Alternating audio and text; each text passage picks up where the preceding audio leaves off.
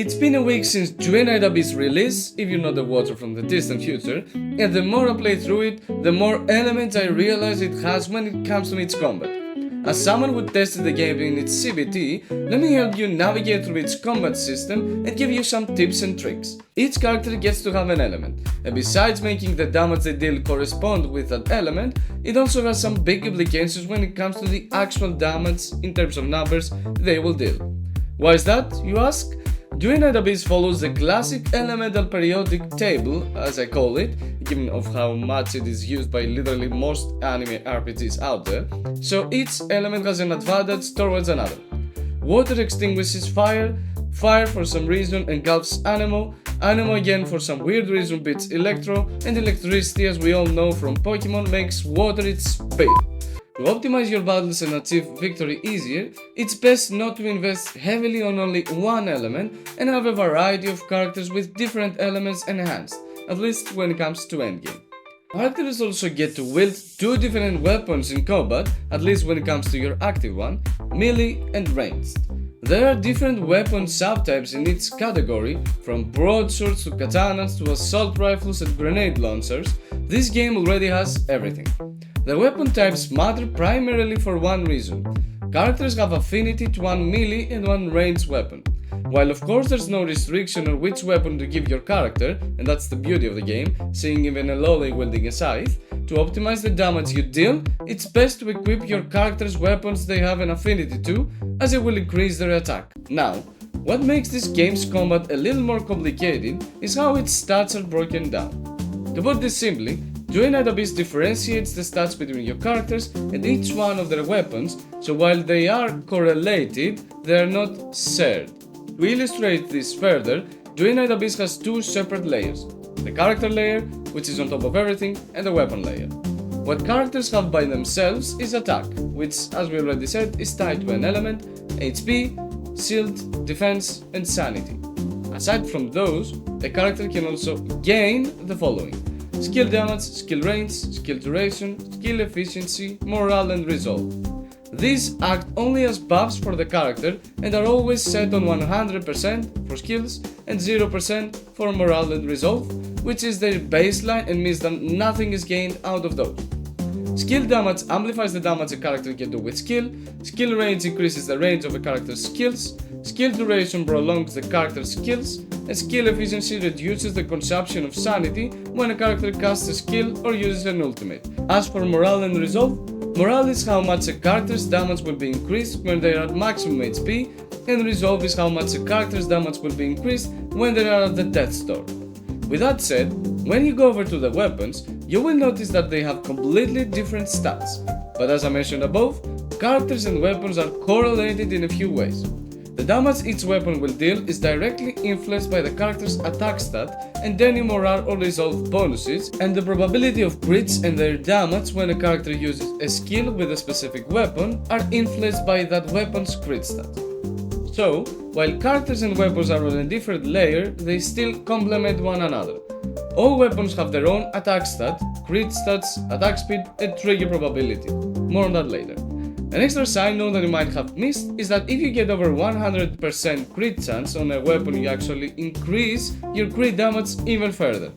In the case of ranged weapons, you will also notice stats like mag capacity and ammo, which give you an idea as to when that weapon needs reloading and how much ammo it can carry, ammo conversion rate, which is the percentage of ammo you get from a supply chest, and multi-shot, which is how many extra shots can be fired at a random probability.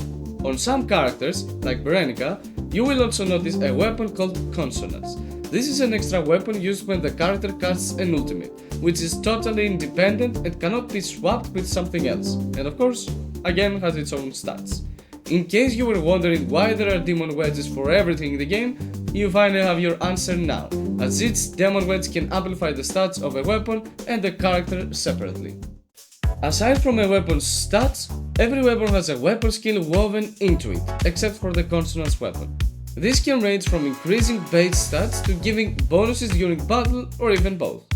Weapon skills are not always universal, they can grant their effect either on the character layer or their weapon layer, so sometimes they actually provide or even do something when the character uses that weapon and that weapon only. For example, Blade Amberglow increases character attack by 60%, which, as it amplifies the character's damage directly, it means that the character will do more damage no matter what they use. Skills, ranged weapons, melee weapons, anything. However, a weapon can give a stat boost that's not of the character layer, like Exiled Fangs, which amplify the weapon's attack speed by that percentage, not in absolute number, meaning that when the character attacks with that weapon, they will attack faster. Still, the very same weapon gives a chance for a character to restore HP, again if the character uses that weapon only, but this is also added as an effect for the character's skills, granted they use that specific weapon to cast them. Therefore, to pair a character with their weapon effectively, you not only have to look at the character's affinities, but also think of its weapon's skill and how it can be tied to the character's skill. If a character is using in their skills mostly guns, like Lyn, better think twice on what ranged weapon you will equip her with, as that will matter most to her damage than the melee weapon you give her. By all means, this doesn't matter much on early game content, but if you can find a weapon a character mostly uses and has an affinity to it, and the weapon has a great skill, then that's going to be the best. It's time we talk about the elephant in the room. As I promised we would do so, and that's trigger probability. Trigger probability is again tallied separately for each weapon, and it's used to calculate the chance of a bonus effect appearing when you deal damage to an enemy. The bonus effects, as luck would have it, also come in two different forms: periodic damage and physical bonus effect.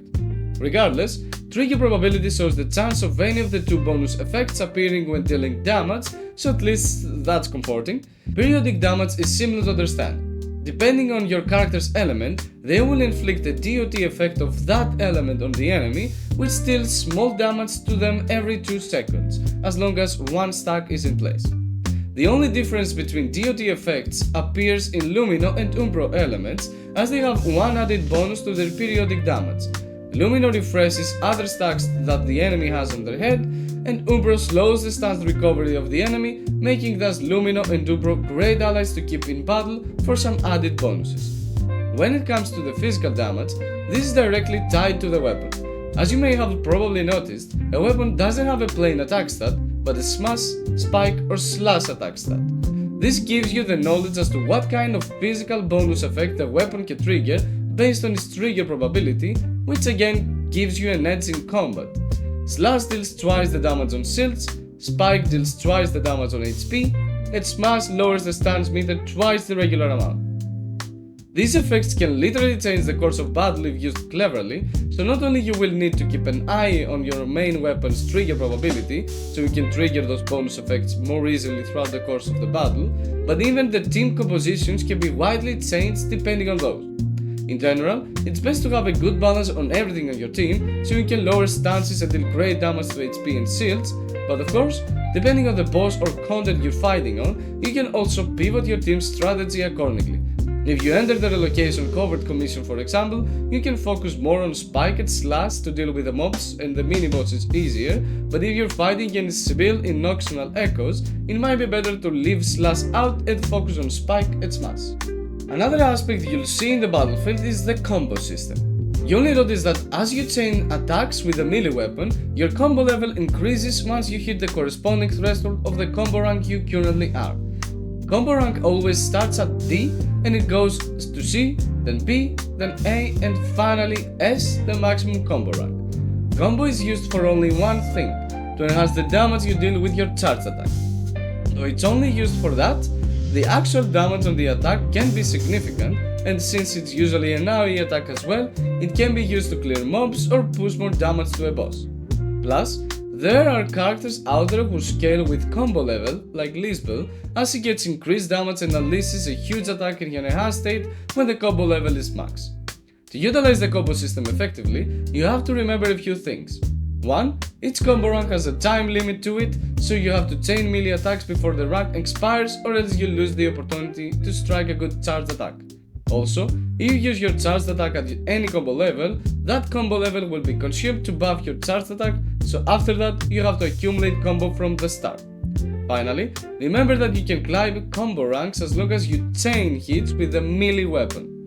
I highlighted two things in this sentence for a reason. If you don't chain the hits, you can kiss your combo rank goodbye. This means that when you have a good combo rank, for example, and then use a skill or your ranged weapon, that rank is immediately gone. So a tip to keep a good combo rank and use it effectively is to be careful of when you use your kit or weapons, so you can actually build up a combo level, utilize it for more damage, and then use skills or other weapons. Since the attacks can be chained from a melee weapon, this means that combo level can increase by using your consonance weapon as well. Two examples for this use case are Lisbel and Berenica, who both have a specific consonance weapon that's also kinda melee. Yeah, I know, Berenica is technically not melee on consonance, I get it, but keep in mind that chaining hits with your melee weapon and your consonants rank differently, so you will accumulate combo with one or the other, meaning that again, your combo rank can disappear if you abruptly use your consonants when you have ranked a lot of combo with your melee weapon. On we go to actual team building. The most important thing here is to make use of the tactical bag effectively. Tactical backpack is a kind of inventory system in which you can place consumables, combat characters, and even commands and emotes. This is where the team building aspect of Duet Night Abyss takes place. When you gain a character through Reminisce, you can immediately place them as an active character or a combat character. For a combat character to be used in the battlefield, you have to equip them with only one weapon, either melee or ranged, and one that's not equipped by any other character. This makes the need of building different weapons high, because as we have already covered at the start of this guide, it's important to invest in characters with different elements to improve your results in combat. The good thing is that demon wedges can be shared freely between weapons and characters, so that lessens a little bit the kind of farming we need to do to build many teams and weapons. A tip to make good use of the tactical backpack, especially early on, is to craft the various consumables we have available in the forge, as they can help you out in a pinch, either by providing some HP or the ammo you have been missing from your ranged weapon. Plus, you can always include the Sigil Void command, so you can cancel a combat partner wherever you're out of combat, in case you need to place a different one depending on your active character. Regarding team building, pay close attention to what each character does in the kit, and this will provide you with many answers about who they can be paired with. For example, Daphne can buff the anemo damage of her allies with her ultimate, so it makes sense to place her as a support in a team with an anemo DPS character like Psyche.